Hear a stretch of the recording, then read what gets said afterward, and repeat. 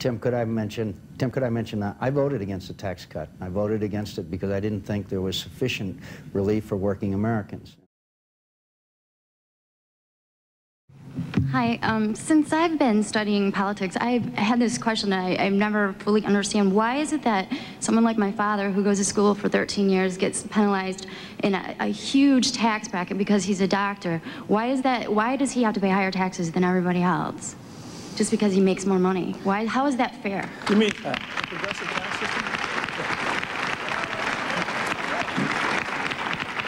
I think you're questioning the fundamentals of a progressive tax system where people who make more money pay more in taxes than a flat across the board percentage.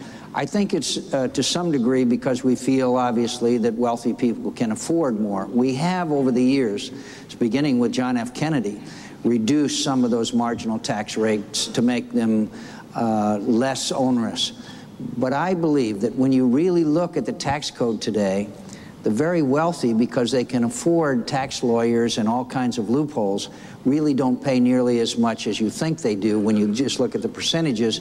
And I think middle-income Americans, working Americans, when you count in payroll taxes, sales taxes, mortgage, all of the taxes that working Americans pay, I think you would think that they also deserve significant relief, in my view.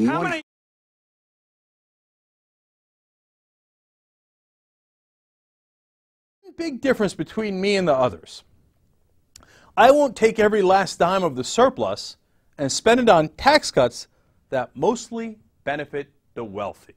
Disappointed that the Senate Finance Committee preferred instead to cut the top tax rate of 39.6% to 36%, thereby granting generous tax relief to the wealthiest individuals of our country at the expense of lower and middle income taxpayers.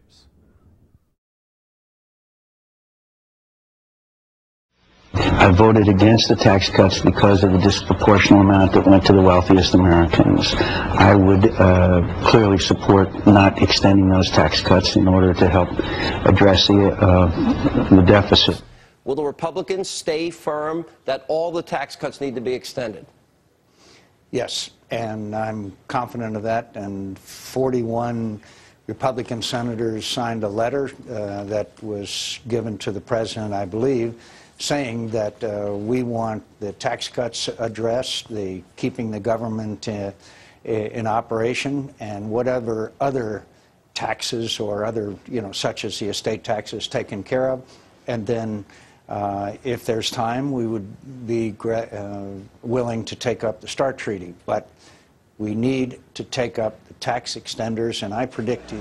And so please know that I think the worst thing that could happen to America in these very tough economic times, is to raise someone's taxes. I won't do it. I've been involved in all these issues. I know how to stop the irresponsible spending. I've always been for tax cuts. I have always, although I voted against the first tax cuts, but these tax cuts have to be made permanent.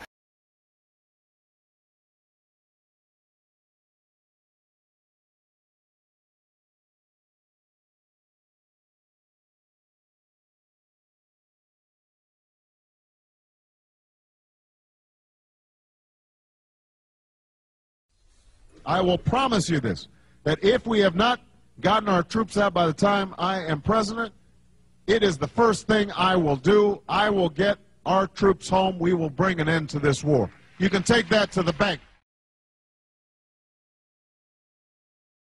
And when I listen to mothers and fathers all across the country, they are telling me it's time for us to come home. I'm proud of the fact that I put forward a plan in January that mirrors what Congress ultimately adopted. And it says there's no military solution to this. We've got to have a political solution, begin a phased withdrawal, and make certain that we've got benchmarks in place so that the Iraqi people can make a determination about how they want to move forward. A military solution on what is essentially a political problem in Iraq. And that's why I put forward a bill that would begin a phased redeployment and have all our troops out by March 31st of next year.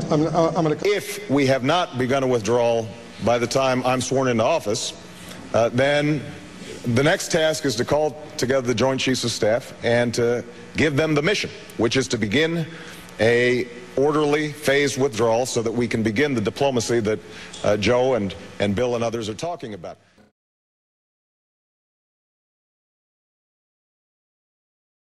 Shortly after taking office, I announced our new strategy for Iraq and for a transition to full Iraqi responsibility. And I made it clear that by August 31st, 2010, America's combat mission in Iraq would end. And that is exactly what we are doing, as promised and on schedule.